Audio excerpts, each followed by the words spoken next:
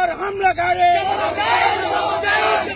হলদিয়া পালং ইউনিয়নের যুবদলের সভাপতি মোহাম্মদ হোসেন এবং যুবদল নেতা আব্দুল্লাহ অর্জি হসপিটালের সামনে থেকে তার ব্যবসায়ী গন্তব্যস্থলে আসার সময় একদল চিহ্নিত সন্ত্রাসী তাদেরকে পেছন থেকে অতর্কিতভাবে হামলা করেছে, তাদেরকে মারধর করেছে।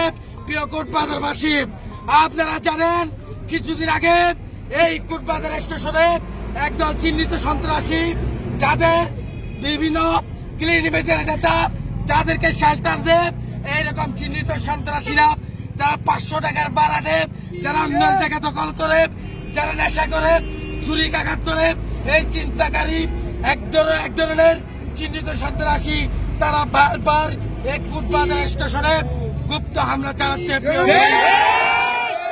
তারা জানে আলমকে হামলা করে কান্ত হয় নাই, তারা মাসুমকে হামলা করেছে। এই তীব্র নিন্দা প্রতিবাদ জানাচ্ছি। অবিলম্বে এই হামলাকারীদেরকে আইনের আওতায় এনে তাদের শাস্তির দাবি জানাচ্ছি। আমরা পরবর্তীতে আবারও প্রতিবাদ সমাবেশ করব। সেই প্রতিবাদ সমাবেশের 23 তারিখ আপনাদেরকে জানানো হবে। দখলবাজের রাস্তা না, চিন্তাকারী রাস্তা না, দখলবাজের রাস্তা না।